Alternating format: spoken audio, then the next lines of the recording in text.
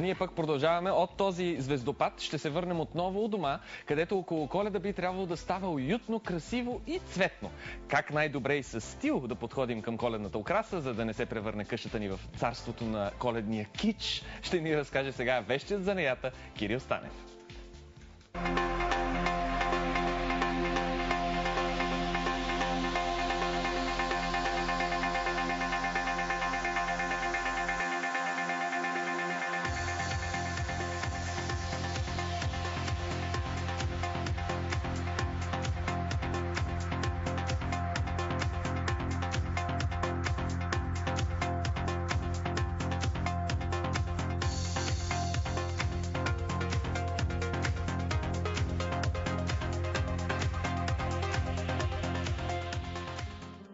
Видя ли какво направихме в студиото? Здрасти! Да, здрасти!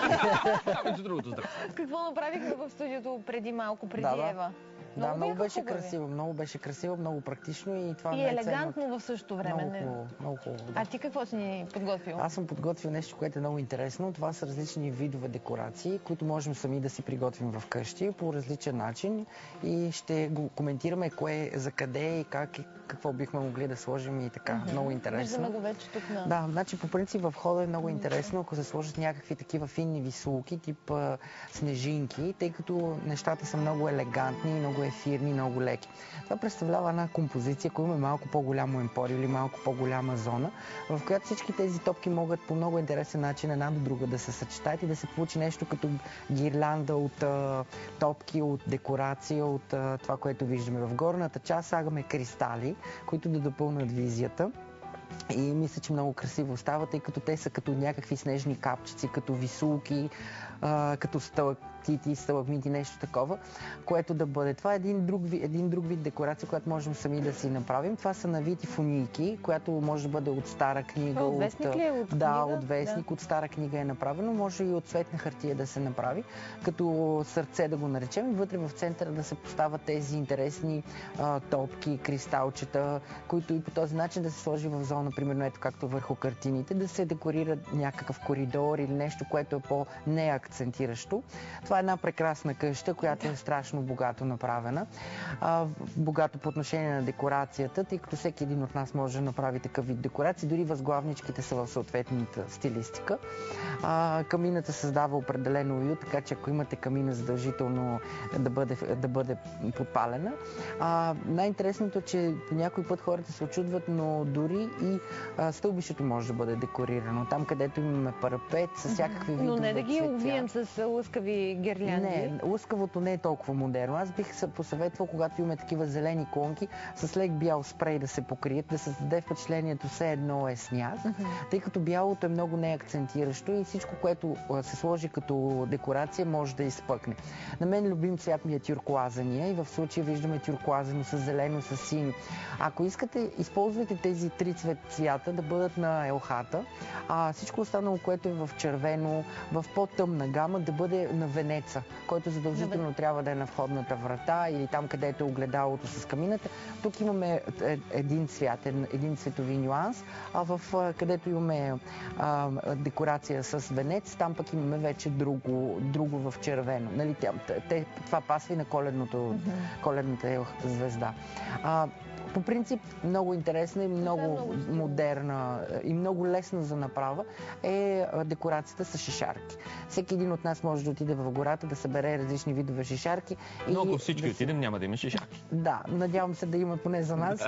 В този смисъл може да ги отцветим в различни цветове, да ги сложим около свещи, в свещи, покрай свещи и всичко, което е свързано с тях. Дори като декорация в чиниите да се напръскат с спрей тези шишарки, да се сложат като някакъв акцент за коледната трапеза, като декорация на масата. Имаме различни... С една единствена пандълка, ако залепиме тези във формата дори и на сърце, ако имаме някой любим човек, може да се получи много интересна и много ефтина, много атрактивна декорация. Тук имаме хвойнови клонки, дори и това, което виждаме в момента, с хвойнови клонки може да направим отново даден вид кръг или по някакъв начин, ето дори кошница да се декорира, в която бихме могли да сложим различни други цветове, други декорации и така нататък.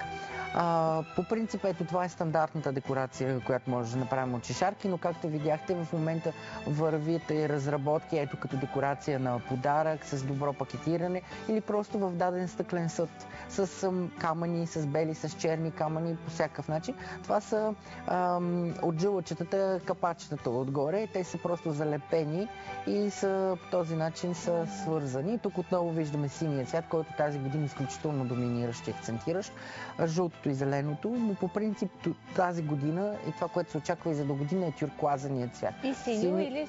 Турско синьо, тюркуазено да са цветовете на годината. Във всяка една декорация, не говорим само за Коледа, така че ако имате някакви интериори, които са заправени или неща, които да са, при всички случаи използвате тюркуазения цвят. Имаме друг вид декорации, които са в тези стъклени съдове. Ако имаме купа, ако имаме чаши или ако имаме някакви различни стъклени съдове, дори вази, които не сме използвали, можем да сложим малко изкуствен сняг в основата, да вкараме тези различни видове еленчета или снежни човеци и така нататък и да ги осветим, даже можем да ги напръскам. И това е примерно много подходящо, ако имаме камина над камината или на маса или на някакви малки места, където може да се побере, тъй като те са не са много големи, по-скоро са миниатюрни и създават това настроение и това впечатление. Ето отново гирлянда с топки, която върви по продължение на стълбата. Тя създава невероятно настроение, е много подходящо, но не прекалено кичозно. Нека да бъде по-изчистено. Ето виждате тук как са използвани прозрачни топки, съчетани по този хубав начин. Задължително над камината и камината декорирайте, тъй като оттам идва дядо Коледа или дядо Мраз и така. Така че това е една акцентираща точка и мисля, че трябва много красиво да бъде декорирана. Трапезарията, масата, задължително трябва да има много свещи, да има топки, да има различни видове светлина, за да може по този начин да се акцентира. Много хубаво е, ако сложите някакви такива на коледна тематика, примерно ангели, ангелчета или нещо свързано с религията, което по този начин да ви отвори, да ви освежи, да ви напомни, че все пак това е един много голям религиозен празник. Не е само декорацията, не е само подаръците, не е само пазаруването, ами това е все пак духът на хората и духът на всичко това, което се случва. Много са подробни и красиви, даже видяхме цели такива интериори в къщата направени. Кажи ми, има ли професия раздекоратор? Има професия предполагам, декоратор. че е много красиво да го декорираш и така нататък и след това януари не ми се мисли как трябва да го махам. Всяка година, това е късмета, че всяка година имаме възможност да проявим все по-голямо творчество. Това е празник, който ние самите можем да си декорираме, въпреки че дизайнерите биха могли да ви помогнат да си направите къщата феноменално. Много го интересува кой ще му събере след това играчките. Ами този, който е Няма раздекоратори, няма. Този, който най се грижи за къщата, той би могъл да го направи, но в крайна сметка това наистина е една нова професия, да се даде обява за хора, които биха желали раздекоратор. Добре. Аз сега имам една идея за събувач на обувки, но не друг път ще я реализирам. Когато хората са уморени, друг да им събува обувки. Ами примерно в Тайланд, когато влизаш в храмовете, там задължително трябва да си бос и на гол крак. Разбира се, температурата е много висока, но там, например, твоята професия да се събуват обувки би била много подходяща. Супер, значи Тайланд, отивам в Тайланд. Ако вие искате някой да ви раздекорира апартамента и да ви го декорира наново, Кирил е вашия човек, може да ви направи така интериорен дизайн спрямо това какъв човек сте вие, което е много важно.